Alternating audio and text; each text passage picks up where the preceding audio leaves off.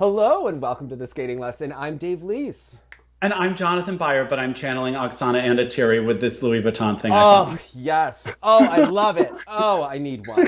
Oh my God. I mean, it's just a sweater, but I okay. need the genie hat and I need when she was walking by the pool. Oh my goodness. It was. Dude, where did you find that clip? And the fact that, doesn't she just say, have a good weekend? Yeah. It's amazing. It's absolute Oksana gold. And I think I've been uploading some videos of her lately. So I don't know. And I tagged her in it. And I don't want to take credit, but I've been on an Oksana kick. So the fact that she did that, it You're just helping felt so perfect. reboost her career. Yeah, she knows how to ride some momentums. Listen, I have been on an Oksana Bayul kick lately. So, because obviously, right. You love that genie program, yeah? The Feeling Begins one with the purple? I did at the time. I love them all. But all the ones that Nina did for her as her exhibition, even the Olympics. But, so Nina, I skate at the rink where she's choreographing with that girl that skates to the Senorita program, although it's not been for a while. But she did all of those vintage Oksana programs when she first turned professional, and I love them all. So... Yeah, they were pretty amazing. They had drama to them. Yes. Oh my goodness. I know. So, okay, I have been uploading a lot of old videos because it's my dream to make a beautiful archive. My mom works in a library, so we come by it, right? You come by it honestly. Yeah, Yes. exactly. So, I really am trying to upload them and then I lose subscribe. Okay, everyone, if you're new here, please subscribe below. Jonathan, I lose subscribers when I upload old videos.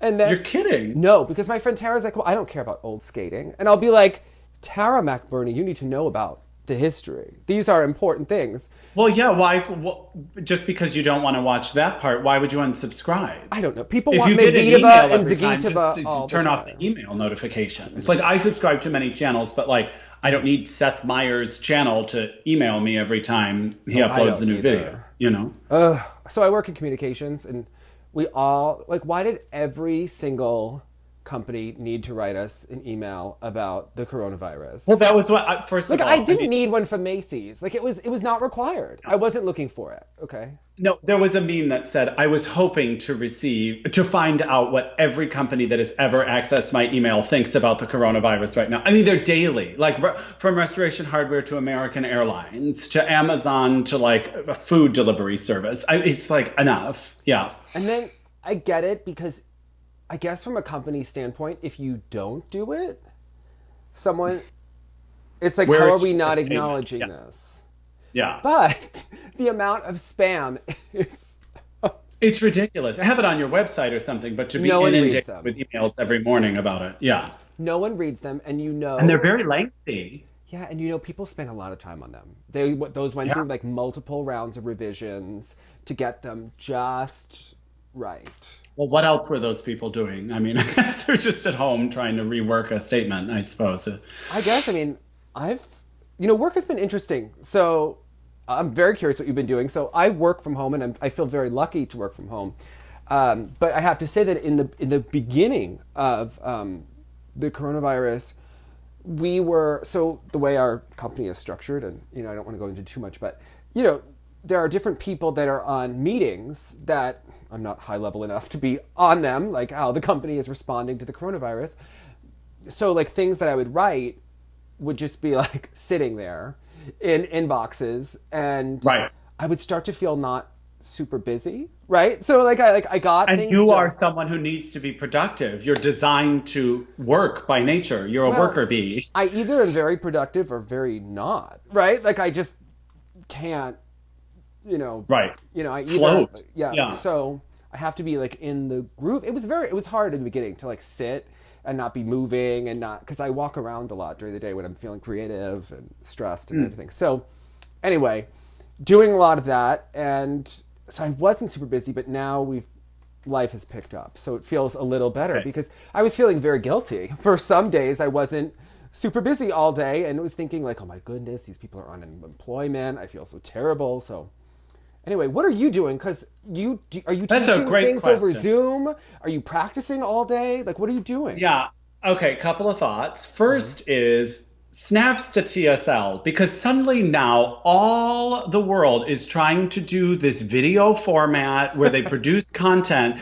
Everyone for years complaining about our audio, our picture, our this, our that. And suddenly you see all the late night hosts, all of SNL doing all these things from their home. And it looks no different than TSL has been doing it the whole damn time. And I was like, see, we were doing all right. What I find interesting about the late night hosts is that many of them aren't funny. Everyone was so excited that without the laugh track, they don't get the rhythm. Yeah, it's a rhythm and it's hard. But many people, I think, were so super excited that maybe SNL was going to have some really edgy things, and maybe about briefings or all of the stuff that everyone's been watching. And first of all, they had really lame skits, but they came back and they had no energy without being in person with one another. Well, I have to say, I enjoyed their Zoom meeting sketch very much, where it was the two receptionists in the corner that like kept angling the camera wrong, and one went to the bathroom. Like, I felt like these are horror stories that a lot of people are experiencing on Zoom. But you know what I did enjoy? Watching The Nanny, the pilot episode reading with the original cast. And then I went on a Fran Drescher rabbit hole for a couple of days. Yeah, The Beautician and the Beast. It's a very underrated film. It's basically good, though. The King and I. It's amazing. It's a strange trailer for it. Like, I'm not sure if I'm going to like it, but I've been watching old episodes of The Nanny. And then as soon as I watched this behind the scenes where she said that, it's a takeoff of The Sound of Music, I was like, obviously, how did I miss that all of she's a little confused. I mean, you mean the actual Nanny itself? Yeah, like the show The Nanny is a spoof of down to the characters with that blonde lady Cece and everyone. So it was great, loved it, absolutely adored. But they needed a sassy Jewish grandma though in Sound of Music. Could you imagine that? So what are you doing, Jonathan? Are you practicing a lot? Are we vocalizing? Okay, so I do have, I try not to plug on TSL. I try not to do it, but I am doing a streaming cabaret on Wednesday night. Oh, good. And it's through an organization called Illuminarts. Okay. And if you go to Eventbrite, Brite, and just search my name, it'll come up, and I'll send out an email on Wednesday. It would be really nice if some skating people tuned in. And so it's me, and I'm playing and singing. What time is it? Shouldn't I know? It's either at 7:30 or 8. But I'll send the link for sure. And I tell stories, and then I sing a piece and play a piece, and then I tell another story. And do they archive it too afterwards? I would hope so. I'm not sure how they're going to do that, but definitely. I think if you just pay for the $5 event, you get access to it after the fact. Oh, good. Okay. So you could just rewatch it over and over again. Well, I have to say that I feel like I'm busier in some ways in quarantine because everyone knows that you don't have an excuse to say no to things. So I know. Where's the sorry for my delayed response? I'm so swamped. You're like, well, I've been swamped like reorganizing my music bookshelves or, cleaning out my laundry room drawers again, Yeah. So I have a lot of friends that do workout classes. So, and I work out with my videos of you and your mom. My mom is now like a member of the skating community, but she doesn't do that ballet class. No interest. Okay. It's out. She's an athlete at heart, not a dancer. Okay, she's a Tanya. So we do my coaches. So I've been taking from Kristen Fraser and Igor Lukanen, and they have been doing Zoom classes since the very beginning. Because I know a lot of people that have started doing workout classes, but they waited a couple weeks. Like they were on it before the rink was even closed. They were figuring out what they were going to do, and it's been really great because I'm actually working on a lot of things that I would like to fix, but maybe they weren't. Like I've never liked my hands while skating or my arms, and now we're doing like the Russian ballet class 3 times a week. You work on those things, and like all the positioning is like the same positioning as skating. And then we do an off-ice skating class, but we do. Yeah, I think my dad was taking videos because in the beginning he had hurt his shoulder, so he was like, my dad was looking at this all very skeptically, like, why are they working out with soup cans downstairs? And why are they working out throwing pillows? And now my parents... That was the clip I saw that I liked so much. But yeah, you're engaging core that whole time. Oh my God. So my parents, we all do the workout every day. And then tomorrow morning, I'm going to do Fleur Maxwell's Body by Fleur class at 11. I saw that. Yeah. Okay. And then I'm going to do, well, Michelle Kwan I have like my pillow throwing class tomorrow. And then Michelle Kwan and JVN are doing a yoga. I may have to save that to do it like another day if I'm too tired. Yeah, that's a tough watch for me sometimes, so I might. JVN or Michelle? Yeah. No. Well, I love Michelle, but... So someone was saying that they don't know how he'll be with yoga, and I could get it. I think of course, he'll come by yoga very genuinely, but he may not be like Michelle is a perfect yoga instructor. She should. Well, and she'll be there for it. She won't be there for the zinger. Did you see her yoga class? So my dad did her yoga class because my dad got into yoga before. I was having him do yoga by Adrian, who's really great if you're new into yoga. Your dad is very fit. Both your parents are very fit. They try, but my dad is trying to work on his flexibility, especially as he's aging, and so they complain while we're doing the Zoom classes with Kristen and Igor. Igor counts too fast, and then they like Kristen better. They have all these. Well, I tried one of those bar workouts or whatever, and the instructor was so irritating, and she would go so slow on some parts and then so fast in others that I just turned it off and was like, I hate you. Goodbye. Oh. It's over. People want you to come on the Kristen and Igor classes. There are TSL viewers. Like, it seems so intense. Like, y'all are really fit. I'm just like a soccer mom doing her steps in the park. We have all the adult skaters of different ages. Well, we have a bunch of kids too, but different days, whatever. Okay. So, anyway. Yeah, so my dad was doing yoga with Adrienne. There's a woman named Adrienne. She has a dog. The dog will walk on her while she's doing yoga. I mean, it's a whole thing. This woman is making mint on YouTube. She's really great. I recommend it. If you're yoga curious, she has... Yoga questioning. She has like all different levels, and it's very accessible, and different types and things for everything you could possibly want. She's very bright and a good teacher. So... yeah, my dad they're very into those classes, but they've started to have different people teach them because they're trying to keep it, because everyone is, I think, getting. I noticed too, you can start to lose motivation when you don't know how long is this quarantine going to be going on for. So kind of, yeah. So we had Tim Gable.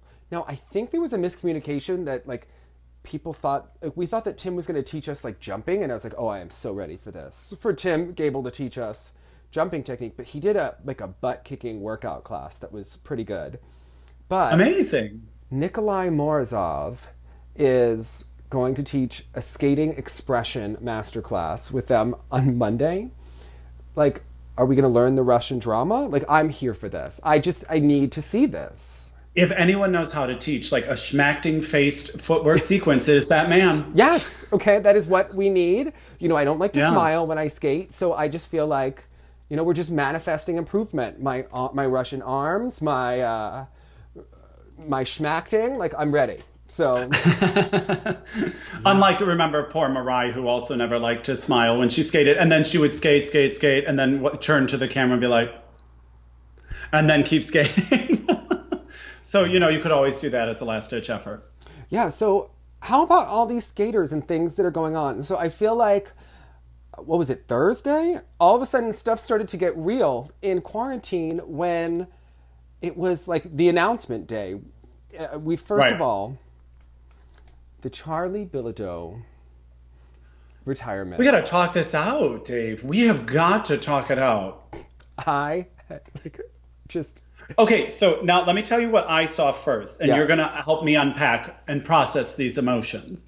So I saw Luba commenting on that she had no idea. So that was all I saw. So I didn't see his announcement. The sequence of events was... Okay. So Charlie has always... Remember, Julianne and Charlie, they're Quebecois. So whatever the CBC French-speaking articles about them always come out first, before the English. Those English-speaking people at CBC, very lazy, okay? The French ones are on it, okay? Okay. And people, you always ask like for a translation. Google Translate. Easy, easy, easy. You could just... Totally. Okay.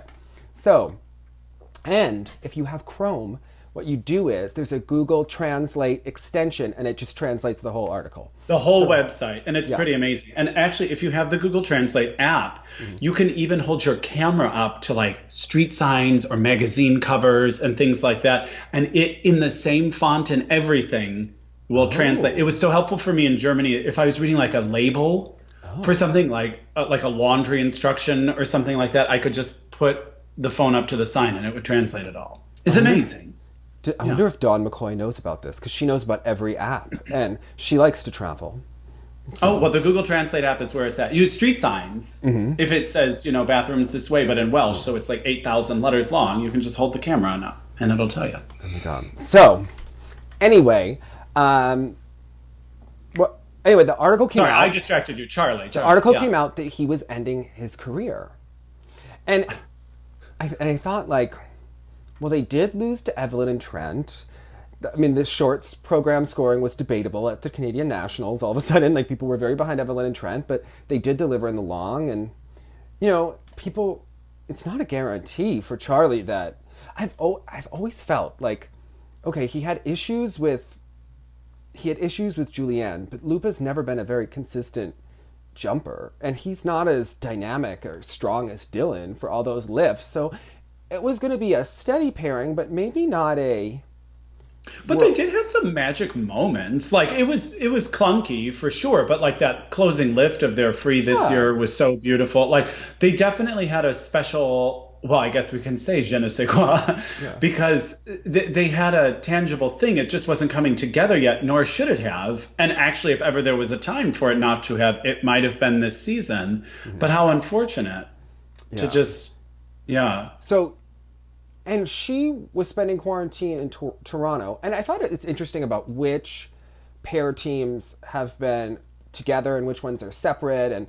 And there are some that are, people are working out. Then they have the theory, like, well, we would normally be taking breaks anyway right now, so it's okay. But then it gets into how safe you're being during quarantine and how many times. It looks like Kate and LeDuc do see each other, but dancing together in the forest or whatever that clip was on the we'll get to that, but okay. But if she lives with her husband, he may not live with them, but maybe they're the only people that he sees in a day. So you could live in your house, but if you're not seeing other people, that would still be okay. I think that's what Deanna is doing with her partner, because they're trying to get better at lifts and get better at twist and things like that and working out together. And that makes a lot of sense. There are some pairs that didn't. And I really think that it's going to be kind of like a great equalizer to see who really worked hard. Well, it's interesting also in that Mishan article, he was like, if they have to get ready for the Grand Prix in June, they'll be fine. If they have to be ready in July, they'll be fine. If they have to be ready in August, they'll be fine. Or, start their training then. Yeah. He was like, the cream will always rise to the top. It's true. Is basically what he was saying. He's like, if you care about it, you're doing all the right things off ice right now, and you'll come right back as strong as you can. I think each skater has been very telling in what we've seen from them off ice and the things that we haven't. And I don't want to look, it's a hard time for everyone, but I am super curious. But there's wiggle room here for someone to surge forward if they play it right. Yeah, especially I imagine for the dance teams, it's kind of hard because those lifts are very difficult to practice, especially off. I mean, the pair lifts or press, like the overhead, some of the stuff might be, there are challenges with everything. But, but dance, you could be working on different styles and working on your off-ice movement and things like that, and your overall fitness. I mean, there's always stuff to do to work on to get stronger and things like that. So it will be hard. I think, look, there are rumors about who is training where, and it gets crazy, and there are theories, and nothing is confirmed, but I think we will know who is working out a lot or not by... There are certain skaters... Who's motivated and who can't stay motivated, yeah. But, think about... We've talked for years now, the theme has been about people that are going through puberty that do jump technique that relies on rotation rather than leg strength. Those are the kinds of skaters that will be really impacted in a negative way especially because so much of that relies on training over and over and over again, which impacts on your spine and prevents you from growing taller. Now that's without any Icarus type things, right? It will prevent growth. Think about like how much torque Alyssa Liu's quad takes versus like the triple axel. I mean, there are skaters like that where I could see the quads not being back when they come back on the ice. Understood. And it was really interesting, Kostranaya's interview, when she said, I can try everything off ice that I can, but I cannot work out the same way and I cannot do the same thing. It's inevitable we will all grow. It's true. And it basically was that just full-blown in-print indicator that their goal is to not grow. Yeah. And they do that through the training. And now that they're not training, she was basically like, I can only do so much, but I'm going to grow. It's true. And they'll have to adjust the timing and there will be shifts. I mean, it's a great, of course, equalizer. A whole generation could really shift apart here. Aside from just those girls we thought were going to just sweep the podium. Yeah. More than just that, maybe Kostranaya's one big chance. Maybe it's more than that that's being missed. Maybe by the lack of training, if they could have held on for next season, maybe it throws that into jeopardy. I would hope not, but it's a tricky time. It's a tricky age. Yeah, it's going to be very interesting when it comes back. Also, you know, Terry's junior skaters, the ones that are 11 and 12, and how do they respond? And are they going to grow? And everything like that. Right. I mean, who knows? I mean, there's all sorts of work you could be doing off the ice, and we'll really see. It'll be fascinating. It'll impact everyone. I mean, ultimately. Yeah. But, I mean, well, and even when you're talking about feeling like a lack of productivity and then you don't know what to do, I would imagine these children who are accustomed to only being valued on productivity, it's got to be such a mental shift right now. Yeah, what I have found is that, so I work out every day and I find that you have to have purpose to get you through. And I've been tutoring someone, sixth grader that needs help in math and really it needs a lot of help. And like trying to really strategize, how am I going to help this kid like get this when we also like, his class isn't stopping and there's a lot of remedial things that we need to work on and address over time. And it's been, you know, a challenge, but it gives you something stimulus. And I know that Masvina was saying it's the perfect time to study, learn a new language while you're doing something. I love that woman. I loved her interview when she was like, she gets it, doesn't she? She was not saying, oh, it's just time to go to jumping jacks and jump rope. She was like, watch all the videos of your competition, like do all this. Learn a craft. I was like, this is such an amazing woman. That was the best interview. I mean, because I thought that the first week for me was hard, and then there was a stretch, a couple days when I realized that it was going to go on at least another month or two, and then I thought, oh, and it was, I think, hard probably for anyone those times, but I've been feeling better lately, and I have to say that I thought about like doing readings of books and stuff, but I haven't been in that jovial type mood to do it. Some of these things let you know what wasn't really about having time for. Like some things I would always put off. I just don't have the time. When I have the time, I will. At some point, I will. And now this is the time. It is upon me. And some things I am doing. And some things I was like, turns out I just didn't want to do it. It wasn't a time issue at all. Yeah. So there are some things I have to be like in the mood for or doing, and trying to channel Tarasova is just not where I am right now in my life. Exactly. But it will come back, surely. Don't worry. That will come back. But because I have all those videos that I got from that judge, I've been trying to make archives and playlists by skaters so that people can like which is Netflix amazing because oftentimes they're done by competition, which can also be fun to revisit, but sometimes you're craving a person's portfolio, if you will. I think that's great. Trying to organize it both ways, and I have a couple that I'll recommend to people. First of all of the Oksana Bayul's, her meditation from Thais, which I loved in that gray and black or the silver and black or whatever that was. The one, did she have an Enigma program? Yes, Enigma, Sadness, from the Pure Moods. Yeah, that's right. The one where she is in the black, it was like her competitive short program. It was for her first year as a pro, it was based off of a ISU short program, but she's in a black dress with like a red flower. Yep. Jessica Mills wore the same dress. It's fantastic. Her torso looked so long in that dress, I remember thinking. Watch her Dying Swan, and then watch Juliana Lopatkina's Dying Swan, and it will like blow your mind how good of a job Oksana actually did, and how much of that is dance training, which in talking to Elena Bechke... Legit dance training. Yes, because the thing is... Not this fake, they studied ballet coming up. They were a prima ballerina coming up. First of all, when Costa Naya was talking about being on the point shoes, and I know that Danny G's mother was a ballerina, but that always seemed like it was for Instagram, but any ballerina will tell you that they should not be wearing point shoes without the practice, especially skaters who could injure their feet, like... Just how or a knee that just gets wobbly in a second. But even doing so, Igor Lukanin was taught ballet by this male Russian ballet master coach who teaches all of their synchro teams now. And Elena Bechke told me that they did ballet every day, and that is why the Moskvina teams look at the way they do, and that's why the Atari skaters look the way they do when you see their off-ice dance training. I mean, the lines don't lie. And Slitskaya and Mishin skaters, I would be curious if they did it at all. Versus some of the other... I mean, I think you can really tell.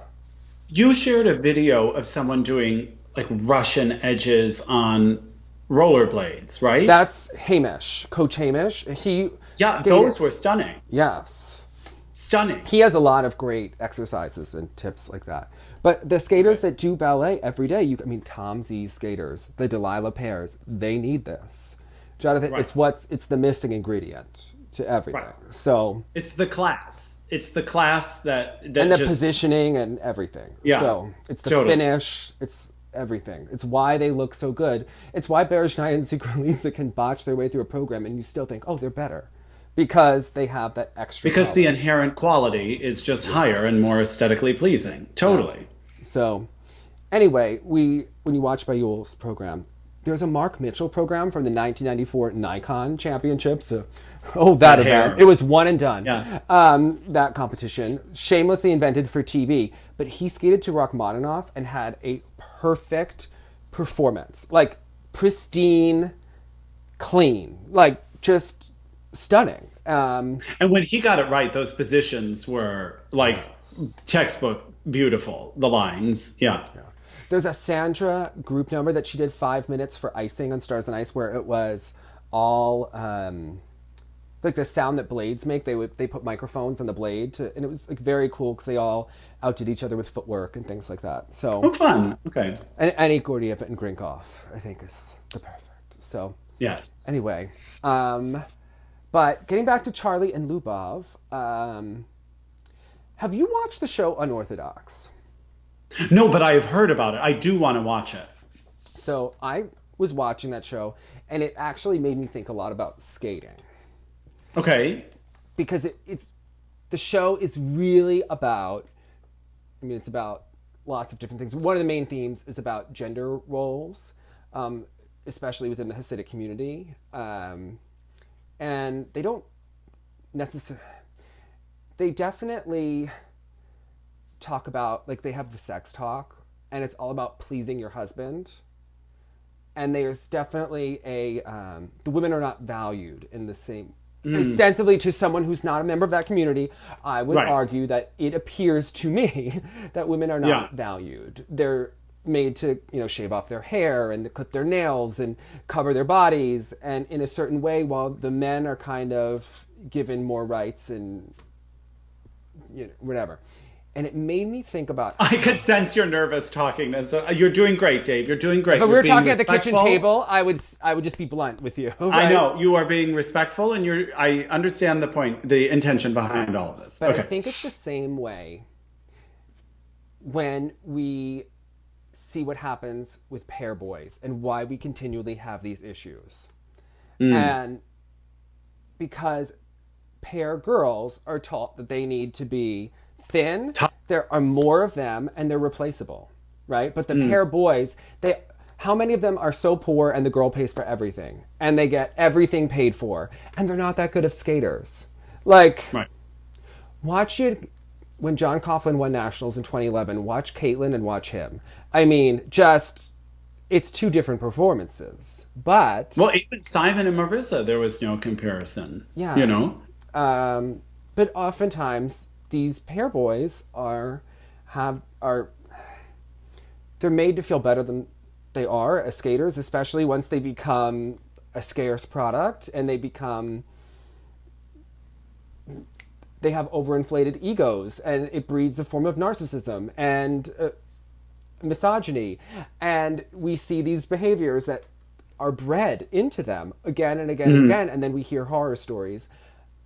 But watching this show, it was just like light bulbs, like going the whole like problems with society and everywhere. But then after I had just finished this show, literally Charlie Bilodeau retires and dumps his partner in the press for the second time.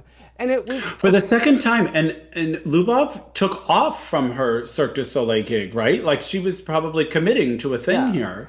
And I have to say, like, we all, like, when he dumped Julianne, like, you do feel bad for Julianne, but then you think, like, well, there must be a reason, right? Like, your brain does go there, right? And you can make any stretch of the imagination, but she did have a very successful professional career going on and took a year off. She paused for you. She paused for you, and, you know, someone replaced her in that show. We don't necessarily know that she's just going to swoop back into Cirque du Soleil. Well, we know the show will never happen again, you know. That's another thing, because all these touring shows, some of the Cirque shows obviously pay for some of the other shows. Do we know how the skating show is doing in terms of attendance? I don't think it's doing as well as the ones in Vegas, probably, right? So, well, Dave, think about all of those retired skaters who rely on those cruise ships. Oh, yeah. So, I mean, come on. Yeah. There's some tough times ahead. And it was already tough for them. And think about the ones who coach, who don't have other options, as we've talked about. And honestly, I do think the cream rising to the top, the ones who are scrappier, who are smarter, who are more creative and resilient, are finding ways to be productive and create classes. The fighters, if you will. Yeah. And, you know, it's very hard for different people to be what they're, you know, and how to sustain an income. There are also going to be people who can't afford lessons when we get back to this. I mean, that's a whole other issue. So, anyway, it's a depressing topic, but I do think, anyway, to think about Charlie Bilodeau dumping two partners in the press when obviously everyone looked at you like you were a pig the first time that you did it, and then to do it again. But I do think, like I did think about Oprah telling us about Maya Angelou, when someone tells you who they are, believe them. I agree. And I messed up the quote, the wording of the quote, but that's like no, but it's right. Yeah. Or when someone shows you who they are, believe them. Yeah. I once was on a date with a guy, and You're gay? We became a friend, but we were at a pool, like having like a fun day, and you know, people were drinking, and you know, people are opening up with conversation. I remember he told, like, and we were kind of like, he's like, yeah, like, I'm a difficult person. He's like, you know, I'm an emotional mess. And I remember like hearing like Oprah in the back of my mind being like, you in danger. Like, oh my God, run. Yeah. She was right. Yeah. You know, like she was right. Anyway. Well, there you go. There you go. So yeah, lots of fun things there, but hopefully Luba can get her career back. I'm so curious what Charlie's background is. You know, whenever I met him in person, he was very lovely, but of course they're going to be nice to a person in the media when you see them, if they're smart. Right. Well, and who knows, maybe he thought the problem was the partner, but maybe the problem was he was supposed to have retired when he broke up with, Julianne the first time. A lot there. I mean, that's... Yeah. But speaking of partnerships, I don't know how to feel. Like, I wish Brandon and Alexa were able to get cooking. Like, team, they I would imagine could have, but he would have to like move into their house, right? Yeah, and a he's lot. supposed to be moving. It is going to impact them. Yeah, because they needed that time, Yes. as any parent would have. Yeah. But even in that thing that we watched last night, you know, the two of them recreated their programs together. And I thought, we're running out of time here, right? Chris gets a year off of competition. Let's say that it's not going super well, super promising. I think we can plug arrested Chris Knierim back in for a year. To go to... I would be nervous if I were Brandon. Are you kidding? Like, let's...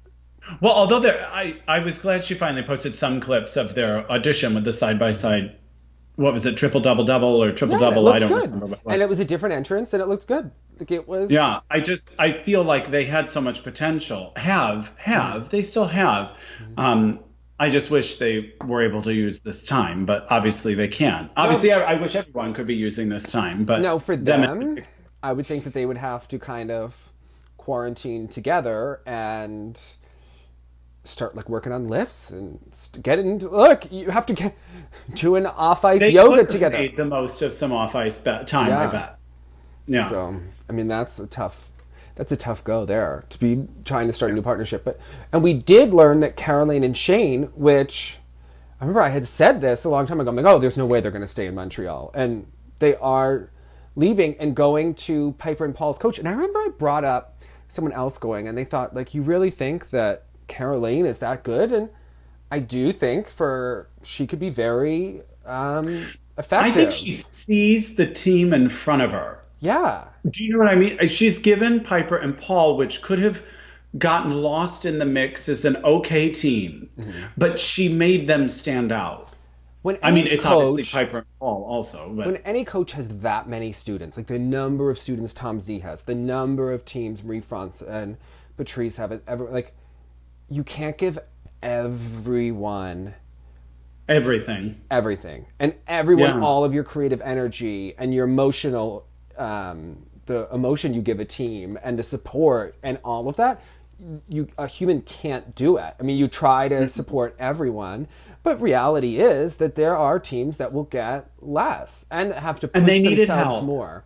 And they were getting lost in that shuffle, so I'm not surprised that they need to do something else. I mean, it wasn't... But in the same way with Charlie, these are the moments that, like Nicole, it was never the coach that was the problem, was it? Like some of those coaches, but yes. I mean, yeah, that's true. Barbara Rolls or whatever, Barbara Rolls, whatever. Oh, I thought we were going to talk about Callahan, but I mean... Oh, that whole situation. But I mean, can we be honest? Nicole didn't really have real jump technique. She would will herself to get those done. No, she just had talent. She had athleticism and could jump with her legs, and so period. That was about getting her to train, period. So right, crazy, but same thing. Let's see. I mean, they could go and it will be more of the same, and then we have our answer that it was in the athlete, not the situation, or hopefully things are reinvented for that. I do think they have a tough road ahead for that third spot. I don't see that going their way. Well, at the same point, I think that if you're in a smaller environment where a coach has smaller teams and maybe more to prove, it's perfect. Because they have that extra creativity, that extra energy that's going to give you a shot. And so much of this comes down to confidence, belief in yourself, momentum.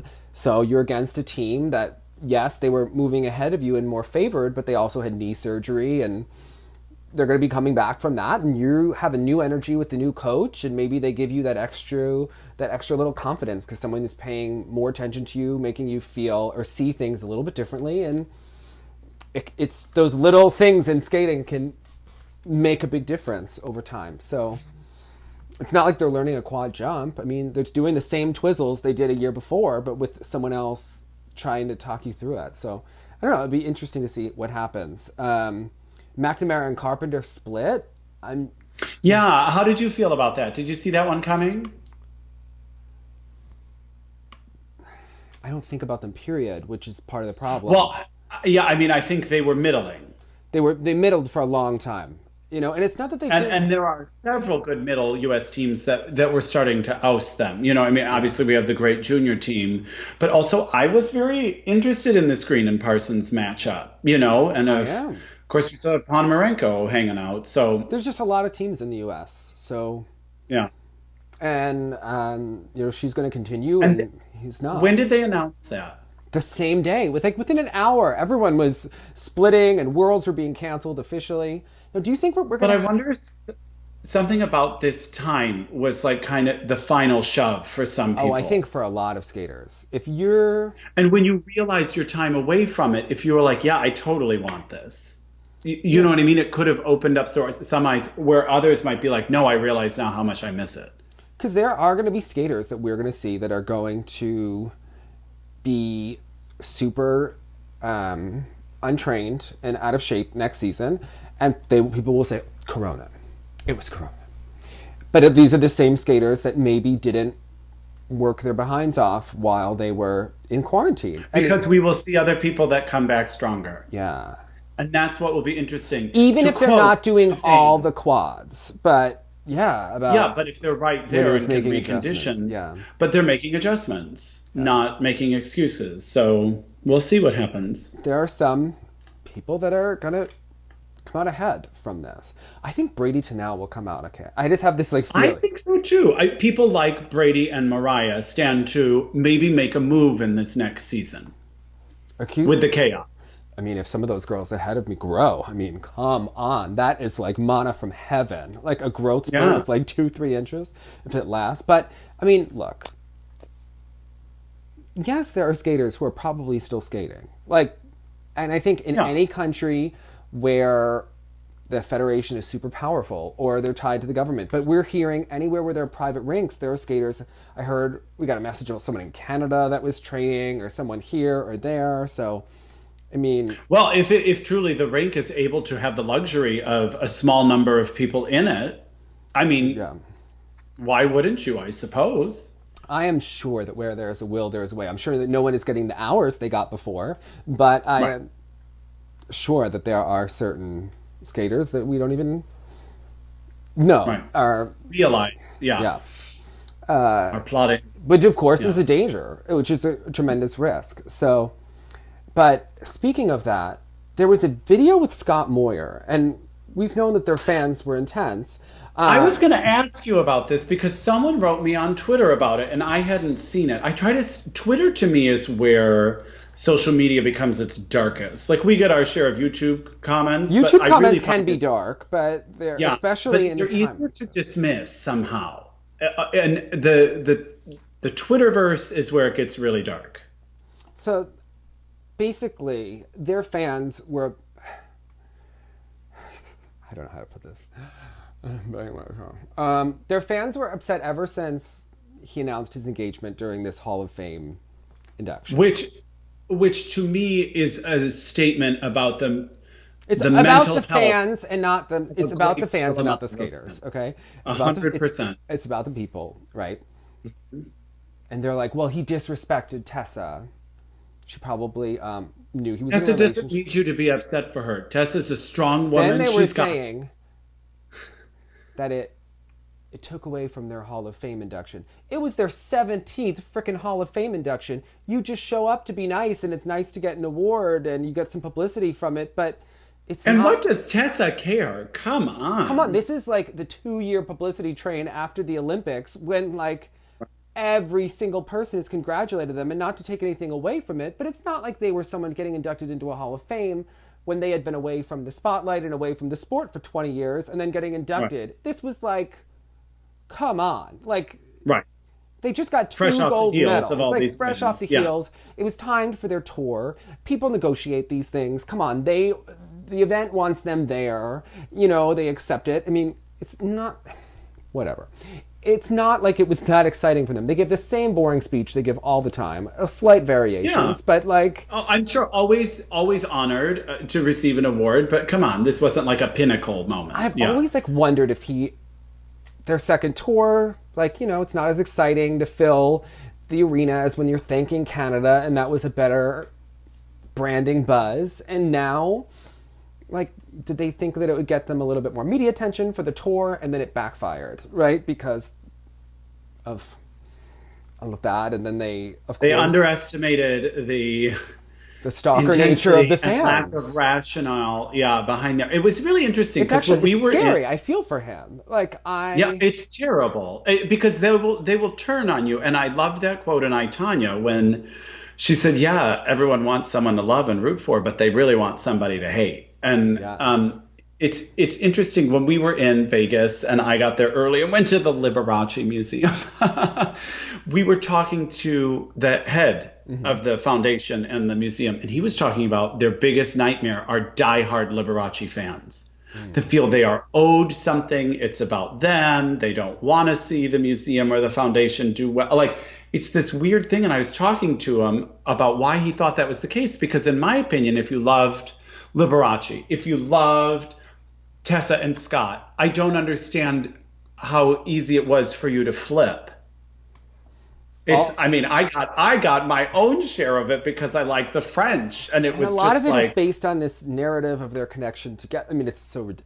But anyway, so there are so many nuances. Sad girls journaling in a dream journal about like celebrity relationships. So apparently, these are people that people have a lot of time in Corona, right? But talk about boundaries and they obviously they've tried to find everything out about the person that he was with, and was she married at the time or separated or divorced, and then it comes and then it comes down to, was she really his first partner or not? Is that a lot? Then they write us these emails, right? And then it comes down to the fact that they think that they're trying to say that he wasn't quarantining correctly and that he was on vacation. But here's the other thing. Scott's fiance lives in Florida. Florida had different rules until the rest of the country. Remember, they were all on the beach during spring break. So all these people getting up in arms, and then they're being like, he was in Toronto. You don't know when he moved between place and place. And if you're tracking Scott Moyer's whereabouts at any point in time, get into a show or pick up a book. It's time you never know when someone later grams. You never know anything, and that's very. That's much. That's next level. That's when the internet becomes really dark, and then the fact that he would have to make a video about kind of vitriol. And what did he say in the video? Just acknowledge that this was happening? Yeah, and just that it wasn't anyone's business, and that they may be going back to Ontario, but that it's no one's business how they're getting back. And someone was writing to me, well, is it smart that he's driving? And it's like, well, you don't know that if it's better. What are you doing? Are you his mom, or is it are you the police? Listen, let this. People have strong feelings about this. Yeah. And I was like, who cares? If he's happy and healthy, and hopefully everyone is respecting quarantine, but I'm sorry. With so many important things to care about, whether Scott drives to Ontario or not is not one of them. I don't mean to say who cares in a rude way, but sometimes I would watch The Real Housewives, and it came on during quarantine, and I was like, I have zero interest in this. I have zero interest in watching really wealthy people with superficial problems, and they're manufactured for the thing. You know what I mean? But some of these skating fans in particular, it's a rare breed. It's a rare breed. They don't make. And I don't think it's just. I think it's hyper fans of anything. Because if you watch The Tiger King. First I was watching The Tiger King. Yeah, but when I watched The Tiger King, and we thought oh, they're crazy. But then I was like, well, I know some skating people that are intense as well. That have their own Carol Baskins. Yes. Yeah, I agree. It becomes just as fanatical, as intense that way. I was uploading videos, and someone was trying to claim something about me, and I was like, okay. People are intense. Yeah.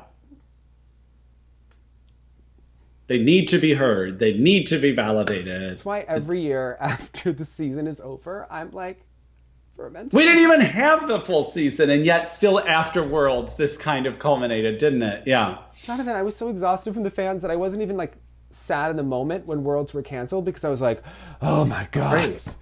Yeah. But then I was sad after. Busting your butt on See Alive. Yeah, but I was just sad. just the whole season. The fans are nuts every year, and it gets more and more intense over petty things that don't matter. Yeah.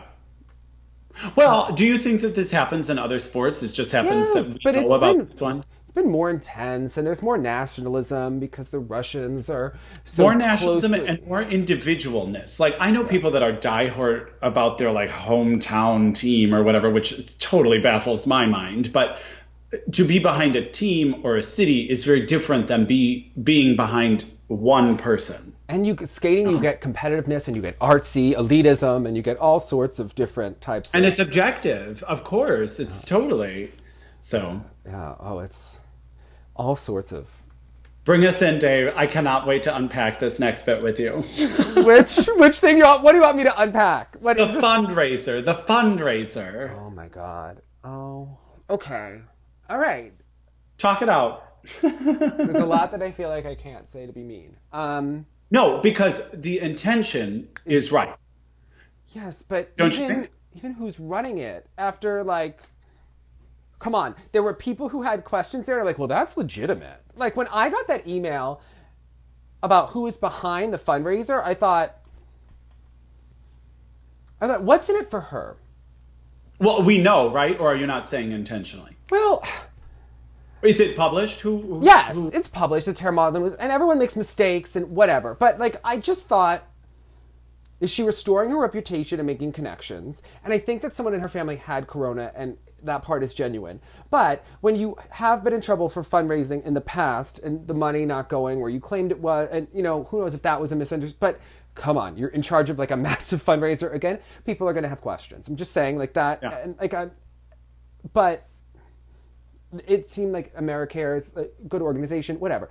Anyway, that was the start, right? That was the start of this. And then to see so many skaters, and some things like they tried to do it well, and obviously Tara Maudlin is Gracie's agent, so she's getting Gracie work. I mean, she does know how to get her main client. Yeah, so the two sort of hosts, the MCs here, were Gracie in her bedroom, it looked like, and Jason in his family kitchen. And I will tell you what, Jason was Jason with kind of an unnerving amount of maybe forced happy energy that just something inside me just gets a little unnerved because it seems unpredictable or frightening to me a little bit. So I think Jason is genuinely sweet, but I do think he's kind of come in that trap that a lot of people do. I always call it the childhood Annie syndrome. Have you ever met a girl who played Annie as a kid and she was told to sing loud and big and be kind of brassy in that way, and then she ages out of the Annie, but tries to be an ingenue with the same style. Yeah, there was this girl, Rachel Minconi from my town, who is still like that in old age, and it's very off-putting because it's like you can tone it down. It's a bit abrasive. Yeah. I'm all for performer energy, big energy. Don't be afraid to take the stage, but something unsettles about this. Now, I will tell you what. The two of them have zero chemistry. Gracie has it. She has like a writer's mentality at times with just kind of like a one turn of the eye or just one inflection that you're like. And it's tricky for her because Gracie, what I like about Gracie is it's so accessible. There's kind of an air of informality about it. And it's kind of dark, edgy, and it is Showtime, shameless levels of dark, Jonathan. And in her age bracket. Yes. But so with something as broad as skating, as we know, some people want to tune into TSL and want dry nuts and bolts. They want us talking technique and scores. Some people are here just for the tea. You know what I mean? People like the joke. And everyone likes what they like. Okay. People are here in between. And so for Gracie, with that kind of energy, to remember that as a fundraiser like this, it probably is a lot of older, more conservative kind of this loves Jason's energy. I thought she just handled it really well. She's got a thing. Now, I know we can't responses to him and it was just an awkward duo. It's very hard. You don't click with everyone that you host with.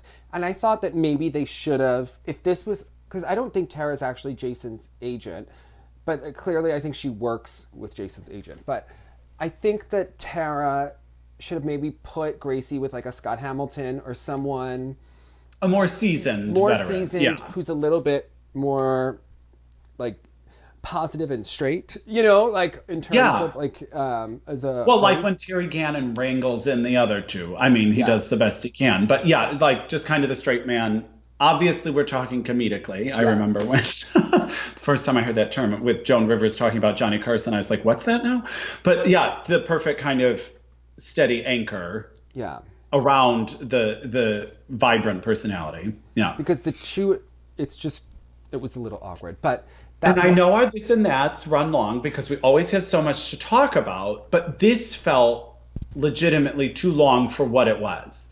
Because each clip, I thought that could have been maybe 10 seconds instead of 2 minutes, like a cutaway. Each skater we didn't need them to do forced, like viral videos that were from a forced energy. You could have done that as a beautiful montage at the end with everyone saying thank you so much, or we appreciate health workers, or stay safe, or you know, like a nice montage at the end of all of those sentiments would have been great. But it felt like we were at a telethon where it was a bit redundant. So I think that what happened is that Rosie O'Donnell did that version of her talk show where she would talk to different Broadway people and then some of them would sing. And some, like Idina Menzel didn't sing, but she did sing on the Seder. I mean, maybe I don't know why Idina's not singing. I mean, that's why people call you up on these shows, Idina Menzel. We didn't want to know like how you're celebrating Passover. We want to know like, are you going to sing a song from Rent? Or are you going to, like, right? Like, no one cares, okay? No one freaking cares. Amazing. I mean, I think you call Sarah Jessica Parker so that she can sound elitist and talk about how she's, I don't know, playing Scrabble and reading lots of books that are you're being called because you're fulfilling sort of that idea. She really is. Can we be honest? Sarah Jessica Parker and her husband, zero sexual energy. What is that? What is that? Well, okay. Yeah, it's not. Yeah. Come on. On. Okay. Anyway. It's been a long time since Ferris Bueller. Sorry, is that inappropriate? Sorry, that's me. No, I'm trying to censor myself. Anyway. Oh, amazing. I didn't think that was bad. Okay. Yeah. So. Miki Ando. Miki Ando's daughter singing. A vocalist. Idina Menzel won't sing, but Miki Ando will. So fair enough. I mean, this whole thing was heavy-handed at times. So but again, I turned it off because I thought that the sentiment was good. It's just that skaters aren't the right people to do this, and so many of them have such a small worldview as it is. Time. You could have trimmed that down so it could have helped everyone, but just kind of letting them go wild, it appeared as such. And the Sasha one had me cracking up forever because I interviewed Fleur the other day, and she goes, "I was a big Sasha Cohen fan," or however, I can't do Fleur's accent, but then I met her, and we were like, and she's like, it was just a bit bland. And first of all, she looks amazing though. Sasha? For having just for having just had that kid. And I love when she said she's taking classes on the universe. I was like, Sasha, shut up. Every time Sasha does one of those interviews where she complains about being an Olympian and how hard it is, and then like talks about like The Shape of Water, whatever like book she's reading that's like too deep and boring for any of us to give a shit. Like, come on. I mean, Sasha, do yoga for us and maybe like stick to what people care about. You don't need to impress us that you're like working in finance or doing. You have nothing to prove. We don't like you for that. Like we like you because you were the best that was. I mean, we like when Michelle Kwan does her yoga thing and thanks her fans and like gets emotional about being in quarantine and wells up at the end, like she's at the end of one of her programs. That's what Michelle has, yoga teacher energy. We like that. I mean, did Michelle? Yeah. I think Michelle did a video on us last night. Michelle, I have to tell you, I didn't watch it because frankly, I couldn't. Okay, like I'm sure you're for the quarantine people. I applaud you. Like, there are certain things. I heard Paul Wiley rollerbladed. I mean, I had enough. It wasn't. It was no longer making me a positive person to be watching this. And it was triggering. I believe in charity and donating, but it was... Yes. So just write a check. I don't have to tune in. I just didn't. And some of these skaters are narcissists, and we need to say that that comes out too. And it's a common trait among performers. You know, we've talked about it. And this is why actually I had not been producing any content, but yet as an artist, all you know how to do is create content. That's how you process. How about when that's how Scott you motivate. Hamilton was like regurgitating Trump talking points? No one could have seen this thing coming. And I was like, are we watching a White House briefing? Like, what are we doing? It was Well, lest we forget his interview with you. We couldn't. We can't. Okay. Like, I mean, that was the biggest foot in this whole song. Talk to me in real life when I don't really want to get into skating to you. I'm that kind of person where if you say, I'll be like, oh, yes, I know him. Yes, he's the best. Like, if people go, don't you love Scott Hamilton? And I will say, oh, yes, just so that the conversation ends. Okay? Like, yeah, because you know you're not going to get anywhere. Yeah. No, I don't. Nor do I want to have this conversation with you. So there are many people at work where I'll be like, oh, yes. My dad does that too. Skater. If you ask my mother, she'll be like, oh, he does not like him. Oh, no. She will tell you like the real truth. The mom always knows. Yeah. My mom is one of those people that will just tell you what she really thinks. So. Okay. More of that connection. Another piece of the Dave puzzle. Okay. But my dad and I would just yes you to death. We'll be like, yeah. Okay. You found that balance between the two. I think it's great that they raised money for the frontline workers. We had no questions about where the money was going. You know, no. We didn't know why someone would think that. You know, like... So beautiful. Yeah, what a noble intention from everyone that showed up. Yeah, I was like, including some people that I want to know. Like, does she get a cut of it? Like, what's in it for Tara? Is she restoring her reputation? She's got to. This was an opportunistic moment for her, for sure. Well, of course. How lovely that it also helped people. But does she get 2%? Or is this about like working with these skaters and restoring her reputation and like becoming relevant? I mean, like Tara is a scrapper and I respect it. I respect her hustle like hard. And at the same time, I also have questions. We all do. Well, it's a part of this charity world. South Park, I know it. Some people get confused because I just love that show. Oh, like the Sally Struthers episode about Feed the Children. Oh my gosh, amazing. But they also had one called Go Fund Yourself. And it was all about the GoFundMe pages and about the exorbitant fees that they were taking and this kind of whole situation. It's pretty amazing. There are GoFundMes that are very entertaining. I mean, there was once a skater who had a GoFundMe. And then the next week, their parents like bought them a BMW. I mean, it was legendary. And they posted a picture of it with a bow on it. Like, people just... lack of self-awareness. Amazing. Yeah. Incredible. Yeah. Like, and even if you did have the car or whatever, and for whatever reason, you still had your reason to be... You hide it. Just don't... Social media. That's bad optics. It's bad optics, for sure. Anyway. But in any case... yeah. It's been... So you need to watch Unorthodox. And are you watching Little Fires Everywhere? No, but I've heard about that one, too. So Tiger King wiped it out of me. I had to rest. I've been watching, like... Oh, Fabergé has a great documentary on Amazon Prime about the imperial eggs. I love me some Fabergé eggs. I know, but I mean, we're talking the real imperial ones. I know, but do they show Joan at any moment? Do they? No, I can guarantee you they are not appreciative of Joan in that whole wave. I would even like to hear them ranting about her. Like, yeah, that could have been funny too, because they talked about how Fabergé kind of sold out for commercialism, but there's still these imperial ones that are left 8 million an egg or something like that, and all that sort of stuff. But Scott Smith was on tour and went to the Fabergé egg, and it went to like the place in Russia, like the museum, and I was like, yeah, St. Petersburg, yeah. Incredible, right? He was going to the Vaganova. I was like following him on Instagram, and I was like, I don't even think you appreciate all of this stuff. You're just like a boy from Utah. Do you even know where you are? Yeah. Now, are you ready for this? Liberace. There was some story. Liberace had one of the imperial eggs made in an enormous size, and it was the doorway. He like came out of a Fabergé egg at a concert, and then someone bought it and installed it as like the back door to their house. So every time they leave the back of their house, they're leaving like a giant Fabergé egg. That's next level commitment. I'm just saying. Yes. But yeah. Wasn't that in like the Johnny Weir divorce thing? They were talking about Fabergé eggs and Birkin bags and. Well, did he like throw a Fabergé egg or like a Russian doll, or it was something again? Things that you wonder if. And all of the right-wing owned people loved that story because all of the right-wing owned places were using them as like a homosexual stereotype. Like, right. But Right. we all loved those articles. They were entertaining as could be. Okay, so They were just as jaw-dropping, both in a fantastic way and in a horrifying way, as the Tiger King, quite honestly. oh my god, it was the best. It was the best. Well, you know, what happened to me, now we're just totally off topic. What happened to me with the Tiger King was what happened to me with Anna Nicole, where you first start watching the episodes, and like the first 3 episodes of Tiger King, I was like, what? He's gay. Oh my, and he sings. Oh my, and there's husbands, but they're straight. So he didn't and- really sing. It was a Milli Vanilli situation. Oh, funny that.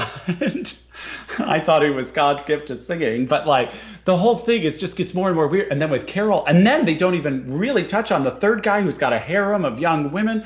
The whole thing is insane. And then about halfway through, you suddenly start getting depressed. I got You're depressed, and you know what threw this me is over? heinous. The spoiled meat that he was putting on the pizza was like too much The for me. Walmart pizza, did they call it, or something like that? Couldn't. Ah. I told my mom, like, you don't have to watch the last 2 episodes. And on Easter, we watched that reunion that was awful. And Well, and it was Phil McHale, who's like a quirky jokester. Like, that wasn't the with right... Outriders. It was, no. It was, And they intended it to be, I guess, like a Blackfish thing. It was supposed to be heavy, and our takeaway was anything but Tiger safety. It was more Always. Carol husband. That's just how they got yeah. Carol in. You have to lie to Carol because you want to know, like, did she kill her husband? I mean, Yeah, because you don't want to be covered in sardine oil. I mean, we can't prove yes, but But they reopened the case. as they should, okay? I mean, But I love how the other ones become a folk hero. You're like, he's abusing cats and tried to kill this woman. This woman is also a psychopath, but so is this man. Like, come on, listen, y'all. she's smarter. She gets people to donate because people, there are people that are more, it is, like, there are studies that people will display more empathy for animals than they will for humans because they think that, Yeah. like babies, animals are defenseless. Great South Park episode on PETA. Just saying. I have to say, I know a lot of people. I have friends who are maybe have some anger in their lives, a little bit of bitterness, and they hate people, but they love animals. And they will say the nastiest things about human beings, but they love animals. And I'm like, you're not seeing this. Like, we're not Right. looking at There's a disconnect here. Yeah.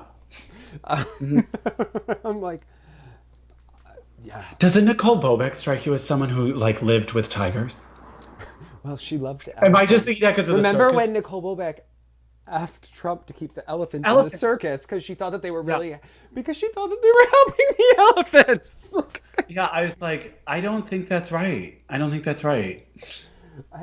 I feel like people from PETA would have a different point of view about why we're not. I think I may want to hear the counterpoint to this But argument. Nicole really felt like they were caring for the elephants. So, and I felt for her that was genuine. I mean, so I think we should talk. May I look at horrific abusive situations and think it's good for the abuser? Or the abused, And the rather. fact that she was asking Trump to help, I mean, come on. The whole thing was like so beautiful. What you have to do is go on the Getty Images website. Remember that they used to host that figure skating in Harlem fundraiser at the Trump Woolman rink, and he would always come. So there are all these pictures of Trump with the skaters like Trump and Tanith. And Trump, because Johnny Weir was famous, he was a publicity hound. So he, of course, took a photo with Johnny, even though today he would probably speak disparagingly about Johnny, but he knew that was the picture that would get in the paper or what the photographer did. There are so many pictures of Johnny Weir and Trump together at this event. I mean, it's amazing. It's incredible. Well, I'm going to have to Google image search that. Okay. The first year that I went, Ivanka walked right by me, and I was like, oh, her teeth looked very good. And I was like, oh, okay. It was amazing. Yeah. Well, it's interesting. Speaking of pictures with skaters, I have this collection of Art Deco ceramics, okay? And there's a whole world on Instagram, and I kind of wanted to like share my pictures because it's fun for this like small group of the same collectors that we collect the same artists, and we kind of connect and all this stuff. But it can be gross because it's such a small percent of my followers, right? That would care about these ceramics. I was trying to do it in like cutesy ways so that like if you saw it, you weren't like, oh my gosh, enough with the vases. So I did one where I pretended I was having a Zoom happy hour with my vases. Yes, And I was confused what was going on because Peggy Fleming was in there. Well, I was just trying to make it because everyone's been posting their Zoom screenshots. So I was like, okay, I had these, I don't know, 6 vases that I wanted to post. So I put them like as if I was like having a happy hour with them. I put Carol Baskin. Yes, I was confused. It was a mixture of jokes and I wasn't quite getting it. But yeah, it was just like a hodgepodge that to me was like comedic genius. And I think it just didn't register. But I was looking, because I had 1 extra square. And I was like, so let me put on a skater. But I was Google searching figure skater with a drink. Because the point was it was supposed to be a happy hour. Andy Fleming was drunk on that episode of Kathy Griffin. I know, but there was no image that like looked right. But she must own a winery because there were They did, the Fleming Jenkins winery they owned. I tried Liz Manley. I was trying like some of my old faves and nothing. I tried Dorothy Hamill. I thought I would have gotten a lot on that. Nothing. I got a fun Tara Lipinski one where she was like making a mojito, but I thought Peggy Fleming with the wine was the way to go. So I mean, that was such a great episode, and it was a dog fundraiser. Remember, it was a fundraiser for dogs. It was the fur ball. The fur ball. Yes. Yeah. and Kathy made a whole shtick about it on the episode about Peggy having. Betty White loves those tigers too. She loves the zoos. Well, she's a huge animal activist. Yeah. But I think she supports the zoos. Not everyone does. They're very split. I see. We're going to get, I'm sure skating fans have a lot of opinions about tigers and zooed animals, and they are going to debate in these comments. I just already know. I'm not going to reply to you in the comments. Usually, I reply to be nice. Not going to do it this week. It's okay. I'm just taking a break. Yeah, someone could draw the comparisons of those 3 tiger people. Who are their skating equivalents? Please let us know. Also, who is the Carol Baskin of figure skating? Don't you think? Who is the Joe Exotic? Johnny. Do you think it's Johnny? Why do I feel like Tom Z is one of them? Anyway, I just... Or Richard Callahan. He was the other one. We did say... Didn't I text you during it? And I was like, are you reminded of Delilah? And you said, yes.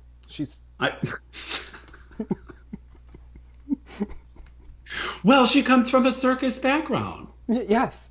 We looked at it. We looked at it from a clinical perspective. Yeah, I think it's about a lifestyle of traveling performers. Maybe those in a circus, perhaps. It was great. Okay. Yeah.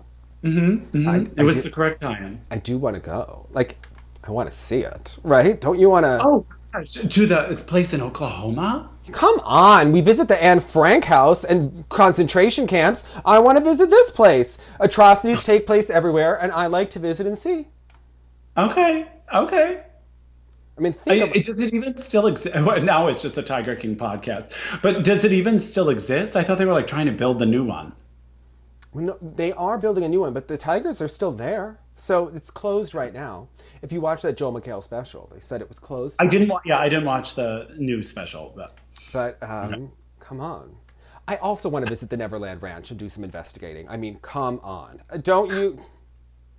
You're going to go with like fingerprint spray and a magnifying But I don't think that we should be giving any more money to that Jackson family. We need to be giving the money to like people to protect children, okay? Exactly. Foundations. But it should be a tour of like all the red flags and all of the weird stuff, like the Liberace things that we're like interested in from a titillating point of view. Yeah, because the Liberace Museum, for those that don't know, in Vegas, if you go to Skate America next year and go to the Liberace Museum, it's housed in Michael Jackson's old house. I know. But do you think there will be a Skate America? Will crowds be able to go and interact? Because I mean, the Grand Prix was about making money for the ISU, so. I know it's a tough call because it's slated. It would be late October, I'm assuming. Because I could kind of see it the season. Who knows how long this will all last? But I mean, we live by New York. All the dates are so arbitrary in the meantime. When we live by New York, I mean, New York is not opening up anytime soon. So they could talk on TV about some places opening up. And if that's successful, God bless. The crowds go. Let's say things are open and running September, October, and suddenly are we going to risk it and go on a flight to Vegas First of all, with the crowds, with all that stuff? Think about the stress you'll have in Vegas when you get like that desert throat or whatever. You get that dry throat that feels like a sore throat. I'll be like, oh my God, this is Corona. This is Corona. Yeah. I had the bloody nose and I felt like illness. I had the flu the whole time we were there. It was terrible. I lived my best life when we were in Vegas, but more away from skating. I had a lot of fun. Like, well, we did that when you said best life. Yeah. No, that was a good event. I just was so sick for it that it was hard to like muster up energy. But you got to see O in the front row. I recommend it. Okay. That was tremendous. That was tremendous. And we met that male synchronized swimmer. Yeah, who was delightful, very energetic. Married a woman after the event. Comment. Yeah. Okay. Anyway, I was like, what? Yeah. Twist. Didn't he bring up clubs to us that were of the homosexual persuasion? Like, probably. Very nice man. He offered to let us like borrow his car and drive anywhere. Anyway, it's Vegas. Those performers, you know, they yeah, just... exactly. Do you Anything watch Glow? goes. You should watch Glow, Jonathan. It's a great show. Anyway, that one I've not heard of, but okay. Glow. It's on Netflix. You have a lot of time. You'll Okay. get into it. Okay. After Wednesday. After Wednesday, yes. What are we singing? What old ditties? I watched the Christopher Schumann one. He sang some nice songs and that. Yeah, lovely. I've not heard his voice. He still has a very sizable instrument in there. Oh, I think he'll love that you said that he has a very nice instrument. I mean, he does, and a sizable instrument at that. At that, yeah, exactly. But he's gonna be like, "Can I put that on my dating profile?" That Jonathan Byers says, "I have a sizable instrument." TSL is quoted as saying. You know when they do like, the quotes on for like that's right. The quotes for reviews. Yeah, exactly. 4 stars, a sizable instrument. You know what I mean. This is a message show. Anyway.